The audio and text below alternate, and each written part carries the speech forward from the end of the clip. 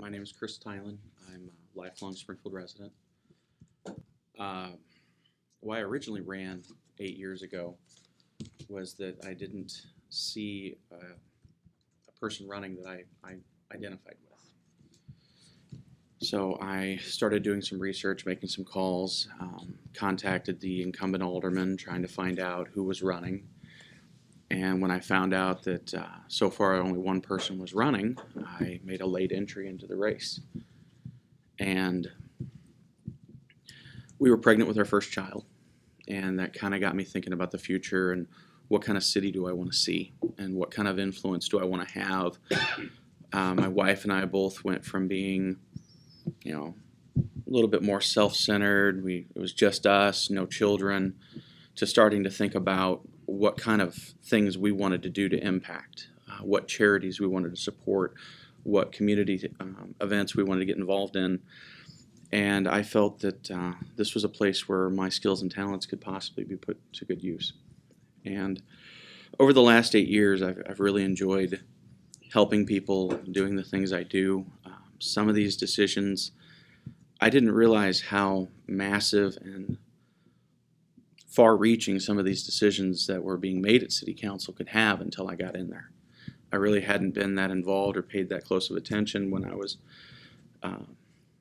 not running or not involved in politics.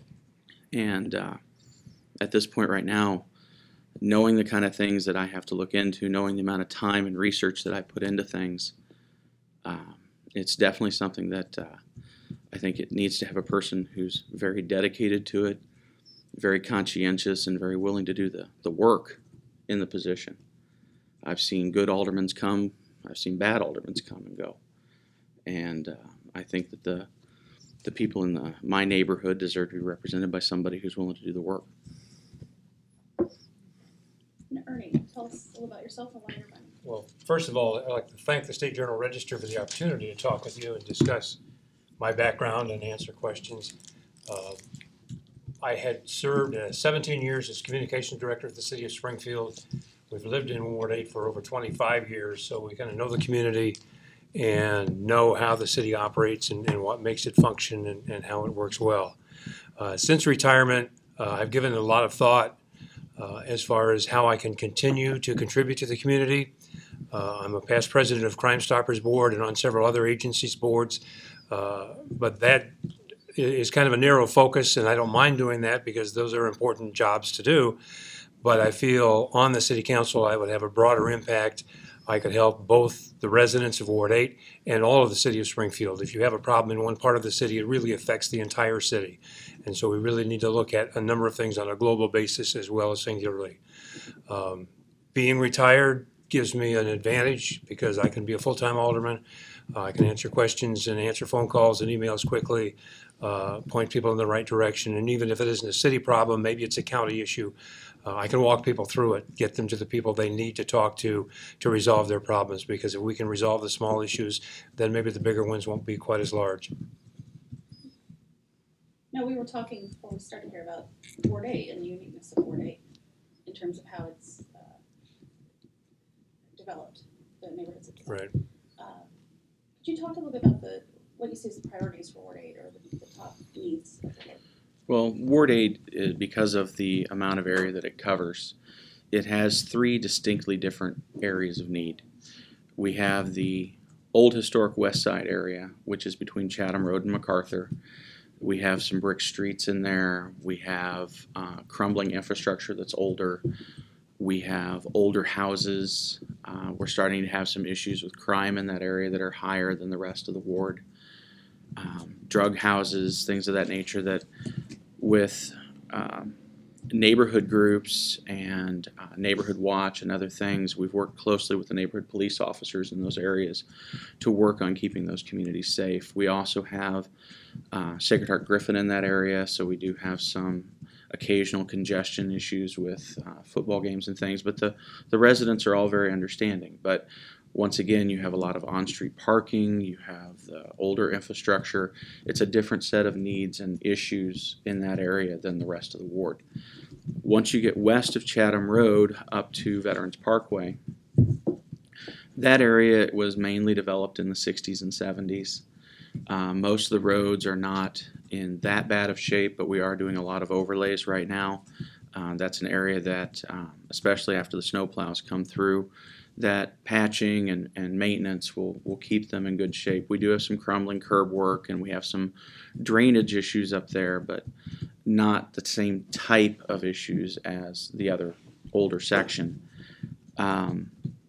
In that area, I would say that a lot of people are more concerned with the lawn and leaf pickup, the branch pickup, the different issues with CWLP and outages because of the amount of trees and the amount of tree trimming that gets done over there. And that section, as I said before, also has some very active neighborhood associations that work closely with their neighborhood police officers. Then west of Chatham Road, or west of Veterans Parkway, we've got some newer area off of Cokie Mill Road, which is new to Ward 8 between Old Jack and Isles. But we have areas that are north of Old Jacksonville Road that are still rock and chip road. We have no sidewalks.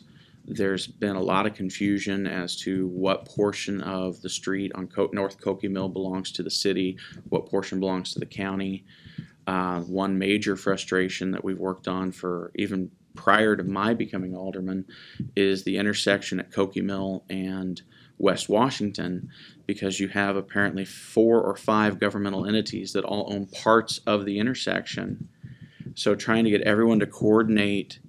We've done some fixes on the drainage down there. You don't see, Lake 2 over there anymore. But there is still some issues that need to be resolved. But we have the railroad, the park district, the city, the county, all are involved in it. And it's a question of where do the lines really end. The surveys aren't very clear in some cases. Understanding the area, as I said before, I grew up lifelong Springfield resident. That west side area over there, I rode my bicycle through there when I was a kid. That was my stomping grounds. And the area over by Sacred Heart Griffin, that was where the West Side Library was. I spent a lot of time over there. I know that area. We lived on Illinois Street when we first bought our house. I have family that live all over the place, so I'm used to these different neighborhoods. I'm familiar with, just the complaints that family and friends have had over the years about this, that, and the other. The brick streets alone on Governor, that's one of the things that's kind of been a sore thumb for several people with the patching that's been done on it lately. They were going in and putting these giant slabs of concrete in the middle of these very attractive and visually appealing brick streets, and now with Mark Mahoney we've been figuring out how to go back in and re-brick them.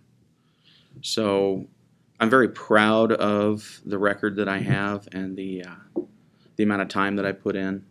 I think that it's worth every second. Or do you have a similar longevity in the ward?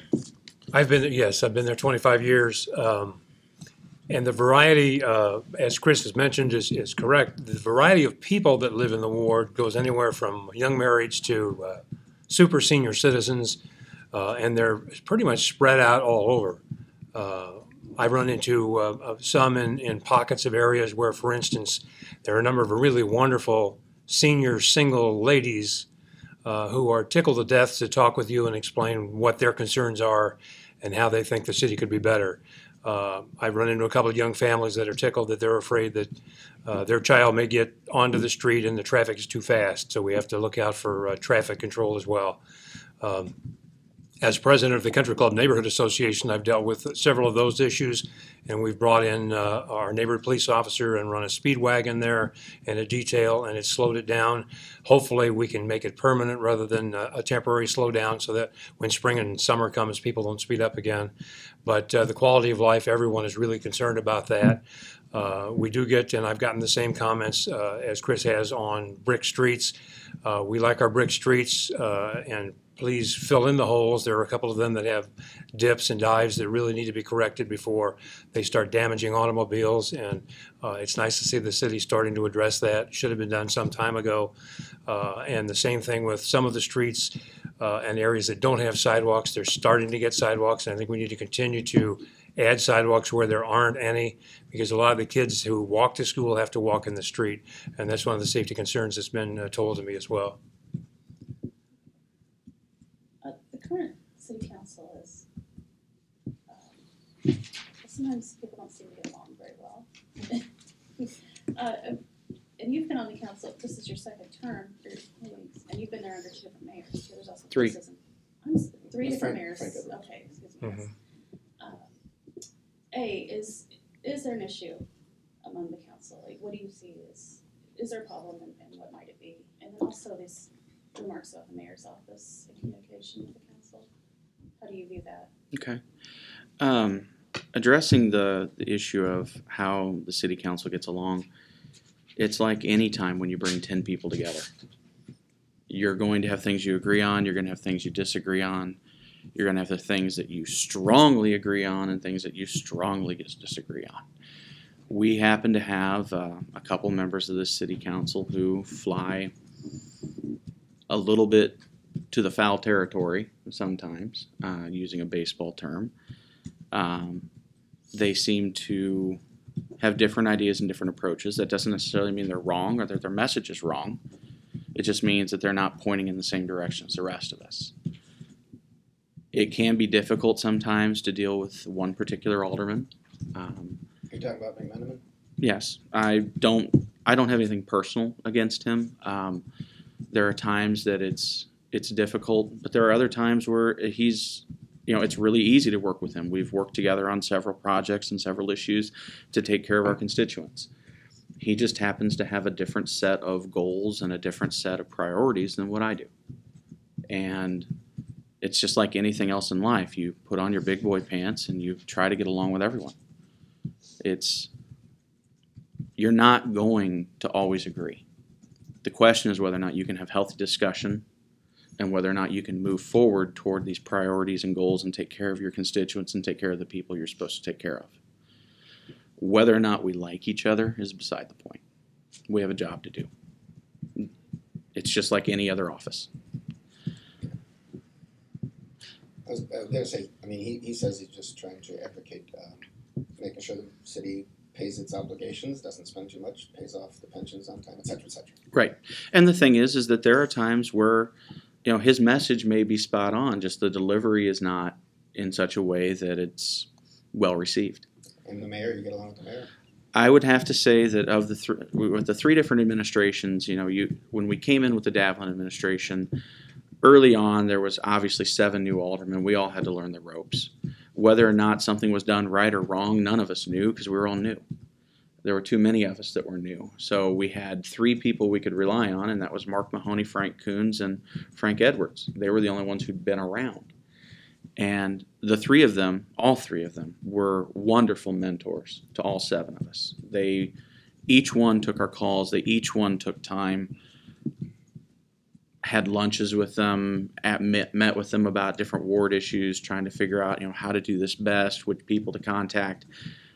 And that's kind of the mentoring aspect that even this next city council has taken with the newer aldermen. We've all been willing to take each other's calls. We've all been willing to help each other out. This is the guy you should contact. This is the person you should go to. This is how this works. It's nothing personal between each other. It's something that we know we're all trying to do a job. And sometimes there are friendships that come out of it, but that's not the point of it. The point is that we're all trying to be a good alderman. As for the mayor, I would say under Davlin there was some fairly good communication through Jim Donnellan. I found with Tim that I could get a hold of him best if I got a hold of Donnellan and said, hey, I need to talk to Mayor Davlin. And I know Tim was always busy. That was just the way he was. He had a very tight schedule a lot of times. With Mayor Edwards, we were frantically trying to recover from what had happened, and everybody was working together to try to pull the budget together. We had a temporary administration. Mayor Edwards kept on Mayor Davlin's staff to keep some consistency. It wasn't time to rock the boat. It was time to get the job done, and even the aldermen felt that way. And then with Mayor Houston, I have to say that I think the first 12 to 18 months with Mike, he was learning how to deal with aldermen. And I think that a lot of progress and a lot of things that we could have gotten done got delayed because he was used to being mayor under the commissioner form of government and hadn't learned how to count to 6 yet. So I think that there was some time lost there that we all tried to work together. I know that different aldermen reached out to the mayor's office in different ways. I think I have a very good relationship with the mayor's office. I try to have respect for the position no matter who's in it. And are you for anybody for mayor? I am not. I have my own personal choice as to who I'm voting for, but that's my choice. Ernie, would you want to comment on what you've seen? Sure. The council and what you've Um, in your relationship with In my 17 years as communications director, and I started with Karen and Sarah, communication both with the public and with the council was number one.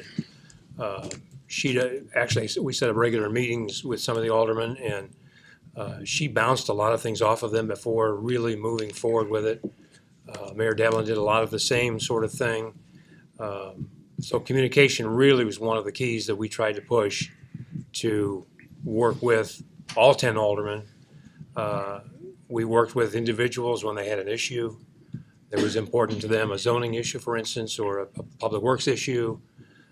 We tried to gather other aldermen along with them to get the support and make it all work. And I think that seemed to work fairly smoothly. Again, we were all learning. It was the computer age driving us a lot. We started a website. We've expanded it to 3 or 4 websites. We started an intranet, which is internal within the city, so that people in the various departments could share information with each other, get back to either the mayor or get back to the alderman quicker with the right information or accurate information. I've observed, I was with the Houston administration a little more than a year, and it was partially a learning curve for me, so I didn't have an opportunity to view how he interacted with the alderman or with the council as much. But he did some. I think he was somewhat reserved in how he operated. I think he still had a bit of a streak of the commission form of government running in him, and so he kind of ran it that way. Flipping the coin and viewing or reviewing the various city councils I've worked with, I think some councils have been more cohesive and worked together better than others have. And I don't think, as an outside observer, I don't think there's any intention of the aldermen to one-up each other. It may be somewhat in some of their natures to be more argumentative than others. That may just be the way they are. But sometimes, from my observation point, it has not helped the council resolve issues or work more smoothly with each other. But I think overall the councils have worked with each other. I think future councils probably will work better again. With the change in Joe Davis having retired and having Tim Griffin slipped into the slot of being council coordinator, he will be a valuable insight to the new council, because there will be at least 5 new aldermen, and helping them get oriented and familiar with how the council operates, I think will make it a lot more smoother operation in the future.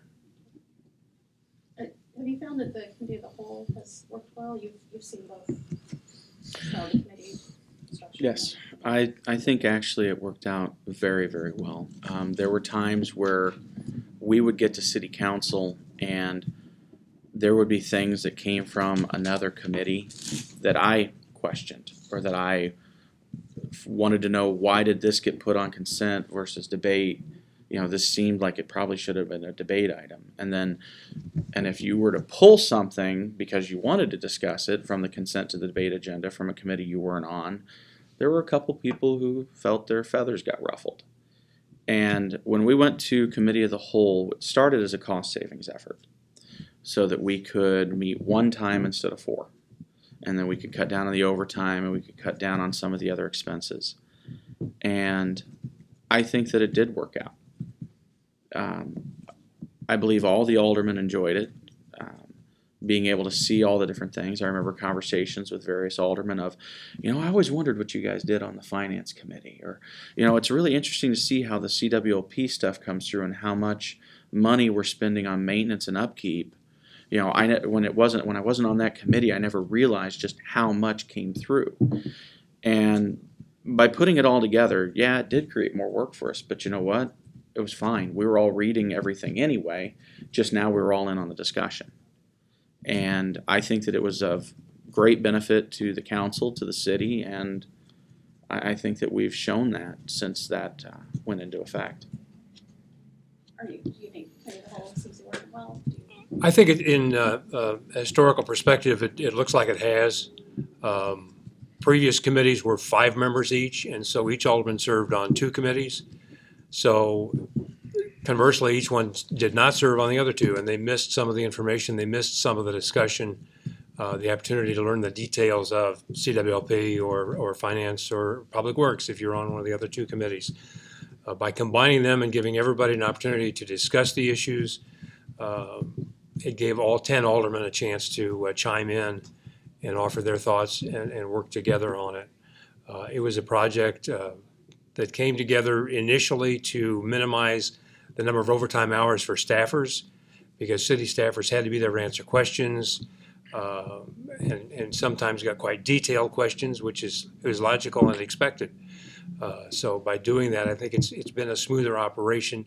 I think they need to be careful that they don't do everything in committee of the whole, and it leaves kind of a nothing much to do at the full city council meeting, but yet they can revisit some of the discussion if something else has come up. If someone at the committee of the whole meeting did not provide sufficient information and had to come up with more charts, graphs, or data, they can do that at the full council meeting and revisit the topic and continue that discussion. So I think overall it's been a good move.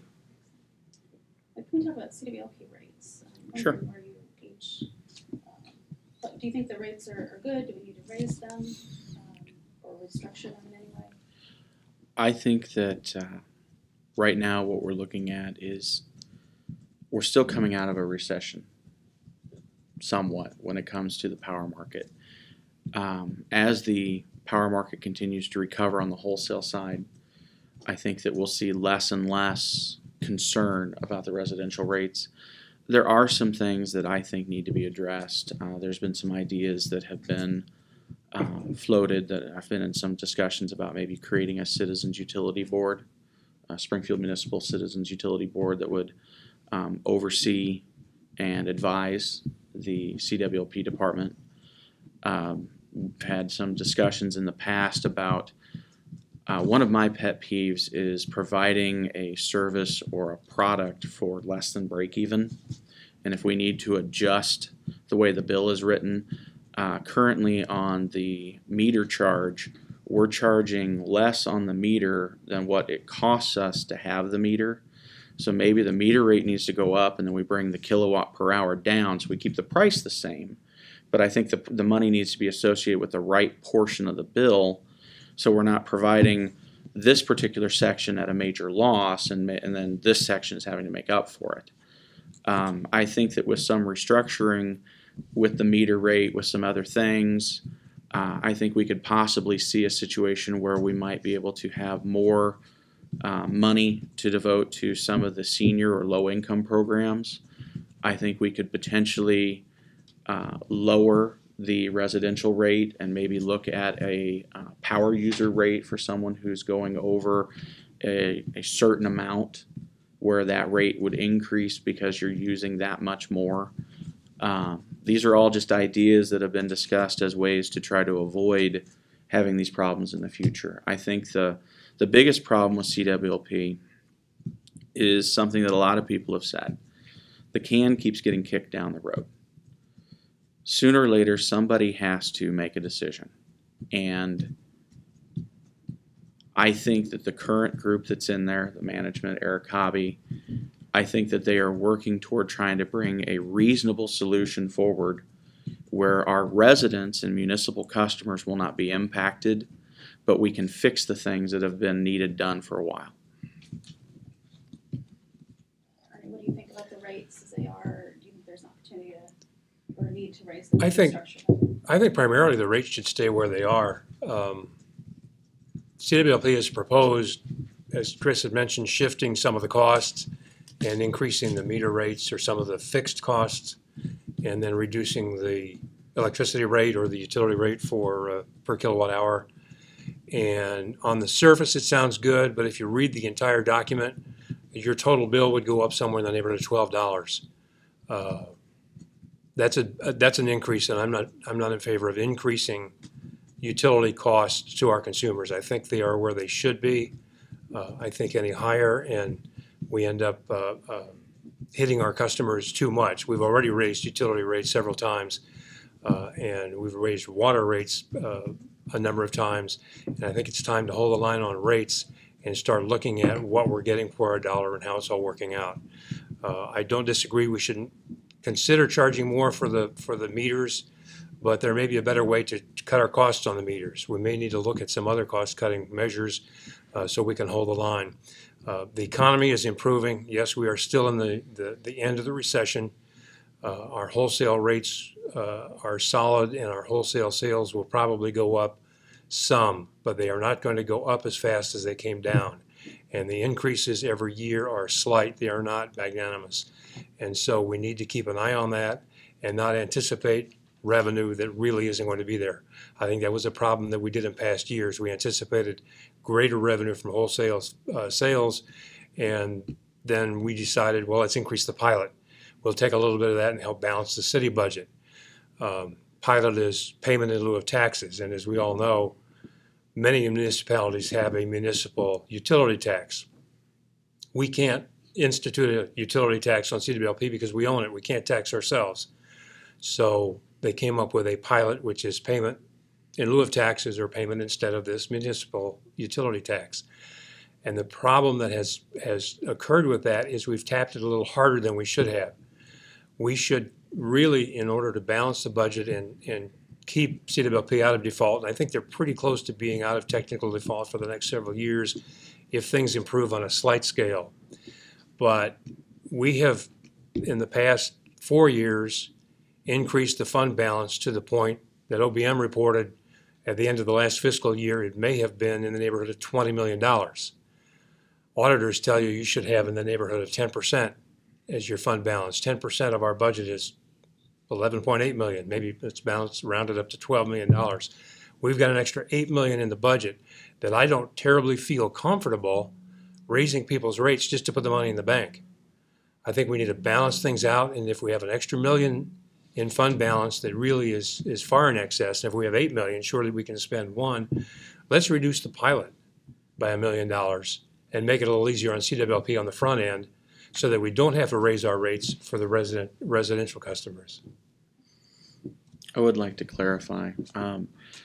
The meetings that I've had with Eric Hobby and several others, the ultimate impact of what the proposed changes that they're bringing to the aldermen, they're looking for there to be a zero impact on the customers. We know that the residents don't want to be increased. Part of the reason why we're looking at the low income and the seniors is that, as Ernie pointed out, when you do bring in a more of a fixed cost on someone who has a lower usage, it would increase their bill, which is why we'd be looking at other ways to adjust that bill so it stays the same.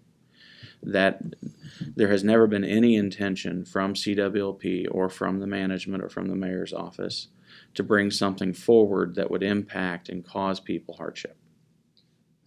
Just to be fair, Ernie, I asked Alderman Theilen, are you for anybody for mayor? No, I'm busy with my own campaign, so I haven't had time to. And when you were talking about discord on the council, were you talking about the same alderman he was talking about? Yeah, I would say so. People get aldermen, if I can respond, aldermen get opinionated, and there's nothing wrong with that. People need to really be passionate about what they're doing and why they're taking stands the way they are.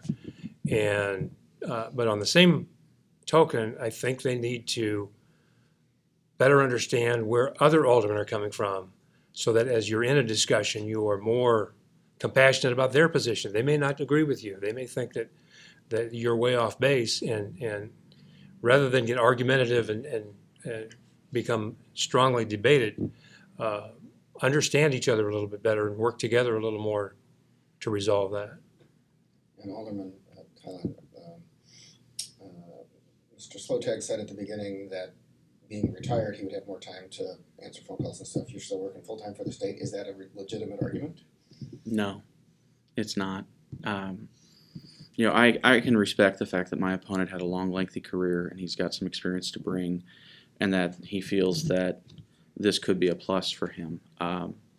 However, I can tell you right now that for me, if you were to look at the city, if you were to go and call, say, Jeanette Bland in the council coordinator's office, call Mark Mahoney, call the mayor's office, it's all on the alderman. During my time as Ward 8 alderman, I've handled calls from other wards that have called me that were having issues getting certain aldermen to return phone calls to them. I've handled calls for 3 other wards. At one point in time, I was getting more calls for the other ward than for my own at one point. And it's a matter of your priorities and how seriously you take the job. If you're willing to put in the time and you're willing to work, it's fine. You can get this done. My breaks and lunches at the state are spent at that point reviewing my emails, making phone calls, doing things I need to do. I balance my time. I know how to do this. I have a young family. I still work that in. I'm a dad first.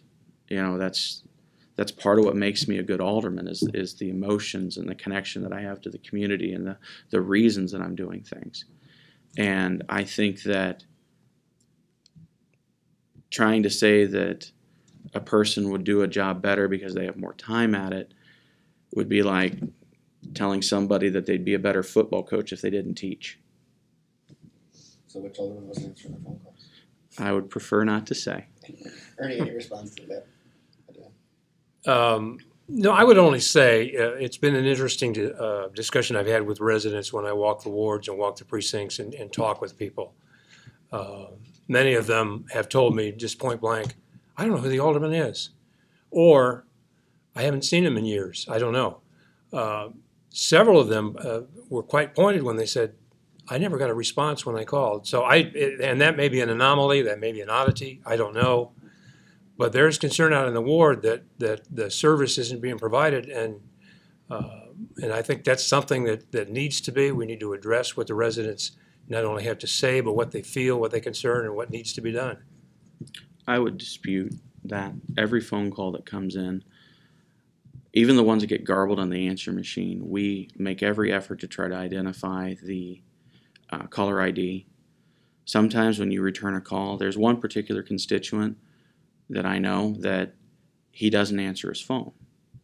And he says it's because of his cell coverage, but you know, you keep working at it until you do reach the person. And I would say that if I were to turn around and bring Eric Reese in here to tell you, he would tell you that I make every effort to return his calls when he gets hold of me.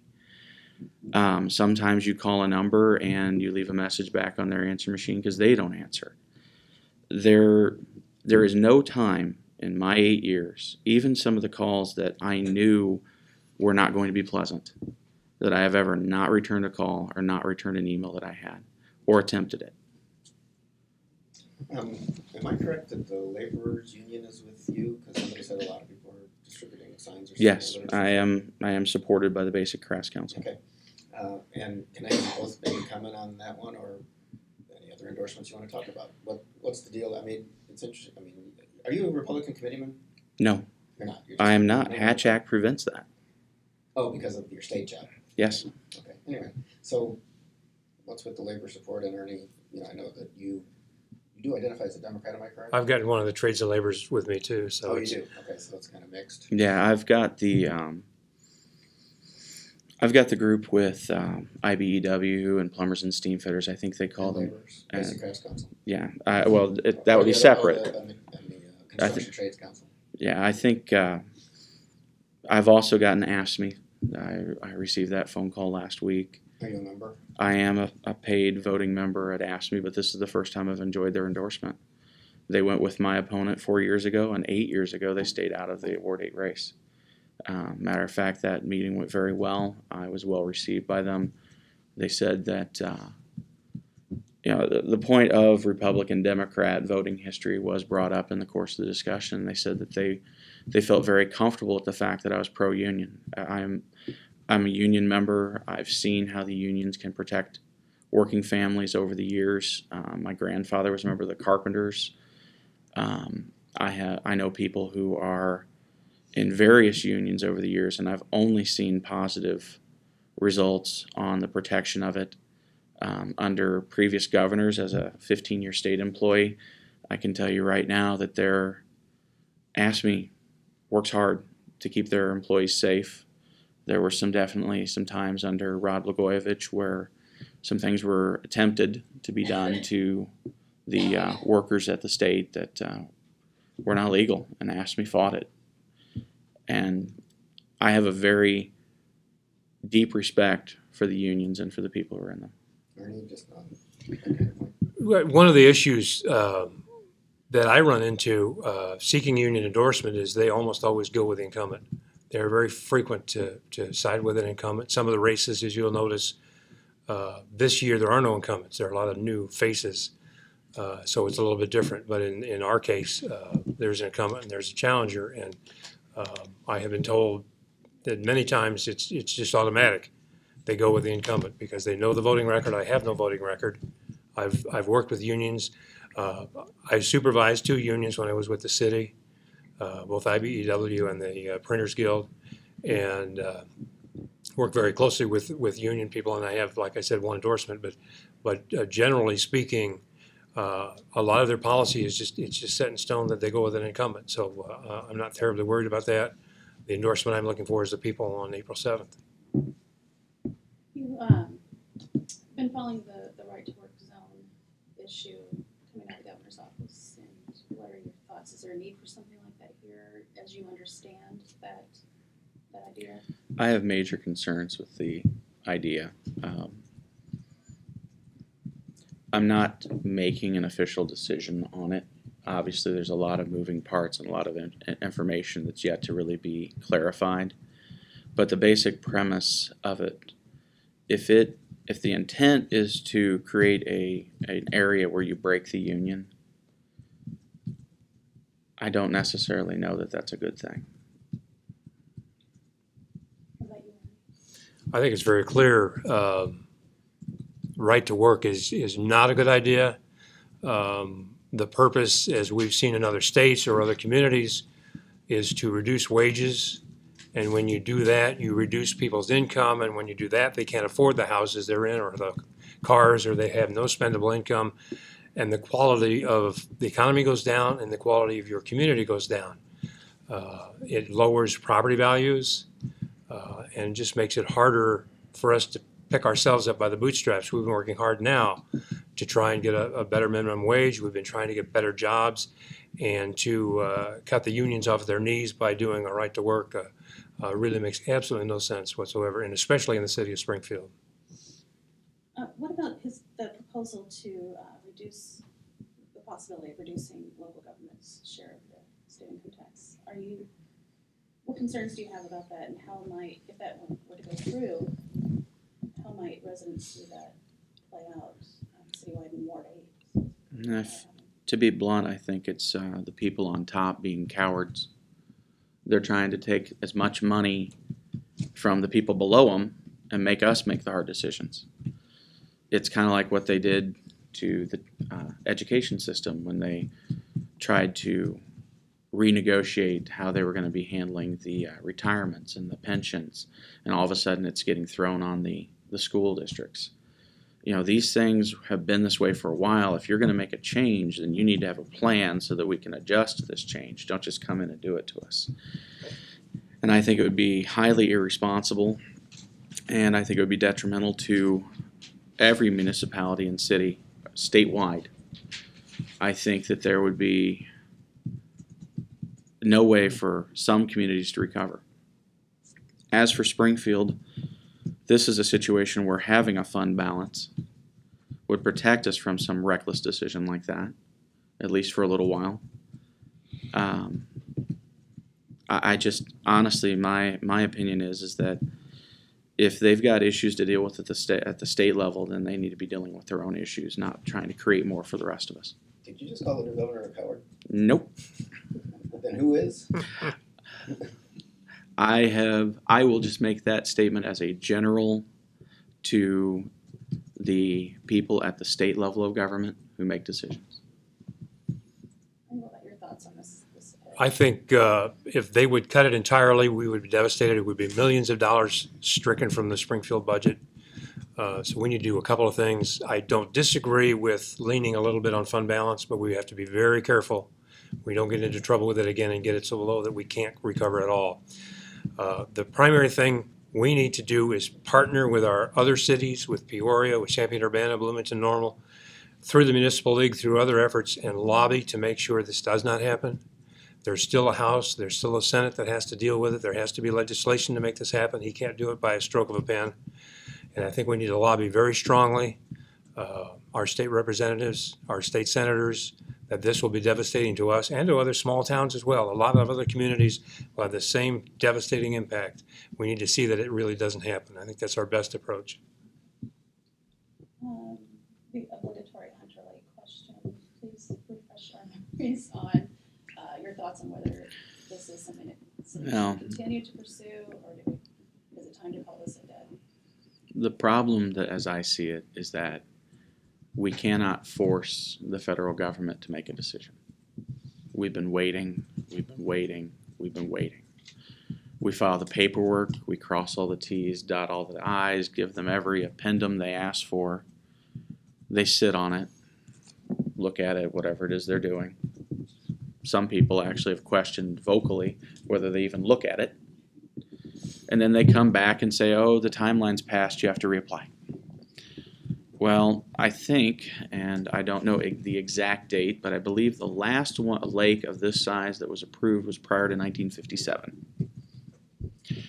I think that we are not unique in this situation. I've been curious and asked before, but no one's been able to really give me an answer at the city level of how many other communities have similar applications in that are having the same result as us. Is this nationwide, or is it, just limited to Illinois? And the need for water is not going to go away. We made a Hail Mary trying to get the gravel pits, hoping that it would work. It was a good price, a good option. However, the initial study that we had done on it did not feel that the water was connected to the other aquifers, and they felt that it would not impact the other communities, and we believed that. We took the information that we had paid to have brought to us, and we made a vote based on that information. Now it turns out the most recent studies show that those aquifers are directly connected to the other communities in that area, and for us to draw down on them would devastate their water. So obviously that's no longer a viable option for us to consider. The Sangamon River. If the Sangamon River has a low point at the same time that we're dealing with everything else on our turf, we won't be able to pull mega gallons, millions of gallons from them, from that tributary. We're going to have something, because in a situation where you don't have water, we have not only the constituents, just the drinking, potable water, the other things that would matter, but we're a municipal utility that uses water at the power plant. Not only would you no longer have water, there's a good chance you might no longer have electricity. And this is a very serious concern to look forward to. I know everybody hears the words 100-year drought and thinks, oh, well, that's, when would that ever happen? Part of planning is dealing with things that may never happen, we hope, but we still have to do it. I think that we need to find a way to try to get the federal government to make a decision up or down. If they tell us no, then we can start moving forward with doing something with the land and getting onto other projects and other things. But until they make a decision, our hands are tied. Because if we start doing anything else, they're going to use that as a reason to deny the Hunter Lake permit. And it seems to me like it's a catch-22 for the city of Springfield. I have asked every single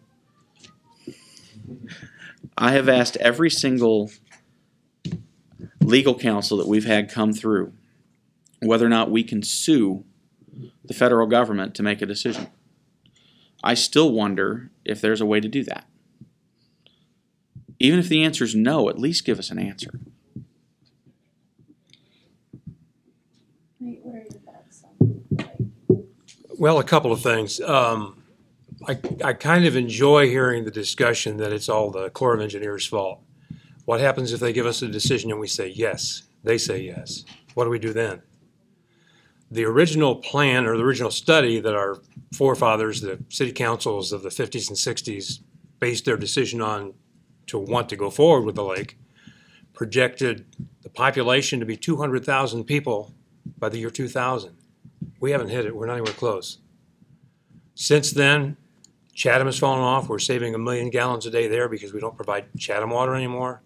We've got low-flow faucets, energy-efficient clothes washers and dryers. Our usage is essentially flat. It hasn't gone up very much.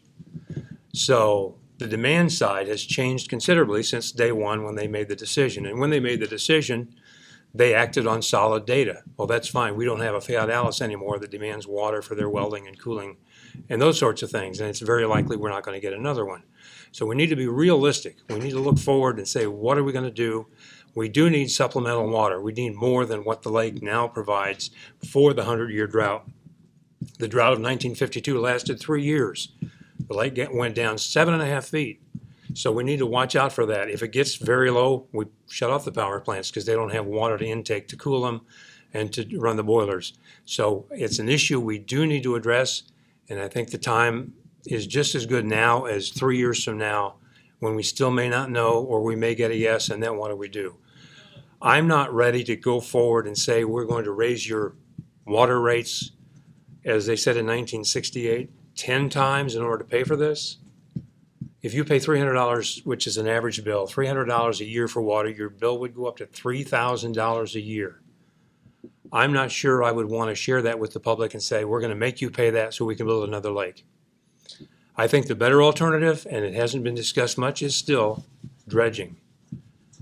Decatur has gone with a dredging plan, a 6-year plan that's costly. Yes, it's costly, but not as costly as a $100 million Lake 2. It will preserve and improve their lake capacity by 30%, 20 times the volume of the Sears Tower, now the Willis Tower. They are moving forward with dredging. I think we need to seriously consider that as an alternative to Hunter Lake, because I seriously believe if the Corps of Engineers was going to give us a permit, we'd have it in hand today. I'm not sure we're going to get one, and even if we do and get a yes from them, are we ready to bite the bullet and raise rates an astronomical amount to pay for it? I don't think that's reasonable because we may not need that much water. We may be able to provide sufficient future water by dredging and digging a deeper lake, taking the silt out. We've lost about 3.5 to 5 feet over the life of the lake because of silt that's flown in there. If we can pull it out, clean it out, and provide a larger capacity in the lake, it may provide us with that cushion we need. I would be very interested to hear both Ted Meckes, the current water department manager, or Tom Skelly respond to the idea of using the finance projections from the 50s as to what they think it would cost today. I think that throwing out a number like 10 times is reckless when that's probably not a modern equivalent. As my opponent stated, we do have low-flow toilets, low-flow faucets, high-energy efficient washers, and things of that nature. But there are other things that affect water. We have a bigger power plant now than we did back then. We have lots of other industries in the city of Springfield that use water in various ways. Seem to be having a new car wash open every time I turn around. It would be interesting to hear the people who manage the water department, both before and after, respond to that. And are you saying, Alderman, that if a permit would come from the feds that you are a likely yes vote to go forward? I would have to see the plan. What I'm saying is that we're waiting for the plan. We've turned in the application. Just because the Army Corps of Engineers says yes to it doesn't mean that we can put shovel to dirt. We still have to do a lot more planning, a lot more budgeting, and if it turns out that it's not financially feasible, then it would be over. But at least it's finally over. Right now, we can't even start the planning or the budgeting really because we haven't gotten the approval. You know, we've got estimates of what we think things would cost, but it's been unrealistic to move forward with them until the permit's approved. We have time for one more question.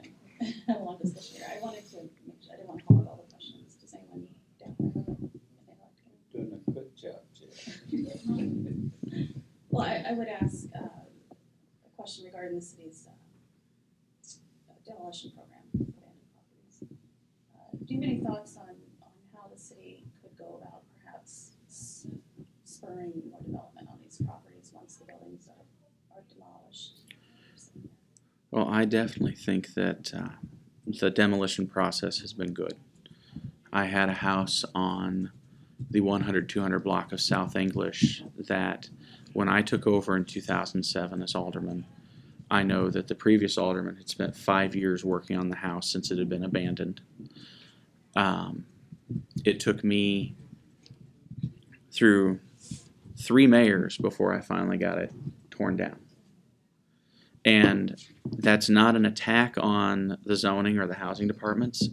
They did everything step by step as required through administrative hearings, through the court, through everything they were supposed to do. However, the process, due to the legal nature and the red tape that's been introduced in the last 15, 20 years, it delayed the process on being able to tear those houses down. I was happy to support both Alderman Turner and Alderman Jobe when they brought forward a proposal in early 2011, 2012 to start streamlining the process again, and it has had amazing results. We are taking care of these problem properties faster and more efficiently. Just the mere fact that a major discussion at our budget hearings was about trying to find more money for more demolitions should tell the neighborhood associations and the community at large that this is a success. However, bringing people back to those properties, trying to bring families or businesses to take them over, that is more of a community development or a marketing. I think we need to start, maybe we need to look at working through both the Community Relations Department and Director Farmer's department, where we start offering more incentives for people to look at those properties. These are things that I know that Alderman Jobe and Alderman Turner have talked about with me. I think there may be something in the works that they're talking about. However, I would definitely be supportive of such an idea. I think that Ward 8, we do have problem properties, but not as badly as some of the other areas. Do you have any ideas for having these properties back?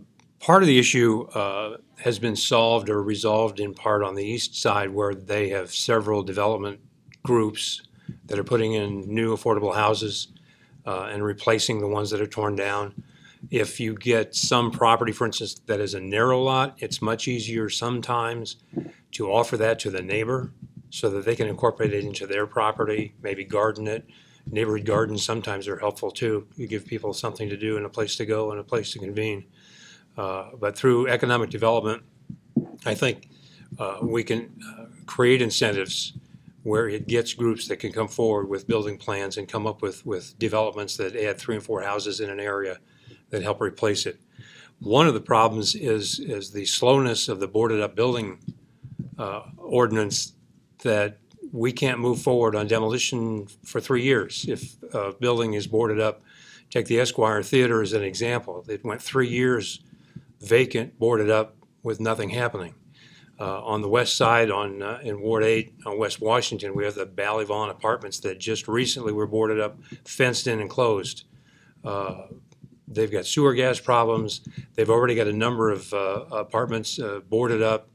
The place was allowed to decline, And if current practice is allowed to continue, they'll set for 3 years before anything happens. People or kids could get in, vandals could get in. That's a problem that's got to be addressed. And I don't think waiting 3 years and charging them a few dollars every year just to board up the property is really the answer. I think we need to speed up that process so that it doesn't take that long to resolve it. We also need to, I think, as you mentioned, economic development. The city is seriously lacking in getting new businesses to move here. We currently sit and wait for them to come to us and say, I want to build something. Hy-Vee has been watching MacArthur for a dozen years, and only when the price of the building dropped low enough did they jump. They've been watching it for a long time. We need to go out and be more proactive to find these companies that'll come here, and I'll give you a quick example. Des Moines, Iowa, and one of its neighboring small cities both got data centers in the last few years. One is a Microsoft data center, one is a Facebook data center. The buildings are over $30 million each, maybe even higher than that. I don't recall the final figure. So there are a lot of construction jobs, millions of dollars of electronics within the buildings, and it takes jobs to install that. It took about a year to get some of them set up. And then once they're running, it's good paying jobs in the end run. We need to think out of the box and get out of the office and start recruiting businesses to come to Springfield. We need to work hand in hand with DCEO. The state gets lists of people that want to locate in Illinois, move to Illinois, or expand in Illinois, and I think we need to move forward on that. More jobs mean more people working, which means more investment in our cities. They will buy our houses, and they will help re-energize our inner cities. That takes us up to an hour. I'm sorry. we went a long time. We appreciate the time that both of you have given us today. I guess I would just offer if you want to say anything in closing. Well, since I went first the whole rest of the time, I'll defer to my opponent. Well, again, I thank the State Journal Register for allowing both of us to discuss issues.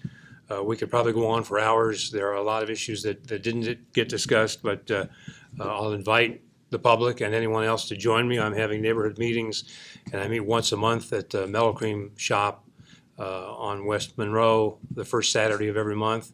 I've already had 2 meetings, and I'll have several more. Should I be fortunate enough to be elected alderman, I will plan to have ward meetings, because a number of people say neighborhood associations are fine, but they are small groups, and sometimes small numbers can't get things done. So to expand that, have larger neighborhood groups and have ward meetings. I look forward to the opportunity to hearing from more people. And again, I thank you for your opportunity here, and I appreciate everyone's vote. Thank you. I would also like to thank the editorial board for the opportunity to be here today to answer questions and have a very energetic discussion. I definitely appreciate the time and effort that the constituents of Ward 8 have put in with relaying their concerns, and the actions of the neighborhood associations, the various groups, the neighborhood watch people. A lot of them are very vocal. Once they find a way to connect, they definitely enjoy interacting. Working with the neighborhood police officers, working with the various other elected officials in the area, I think that we have definitely made some major strides in Ward 8. Getting the old Remwest Plaza torn down on Monroe and getting that sold to the Hurwitz Enterprises and getting that developed has been wonderful for that neighborhood. I think that I've always reached out to the community when it comes to major decisions and zoning changes. I brought the people in and made them inclusive and really listened to their concerns, and I think that shows in both my voting record and my history.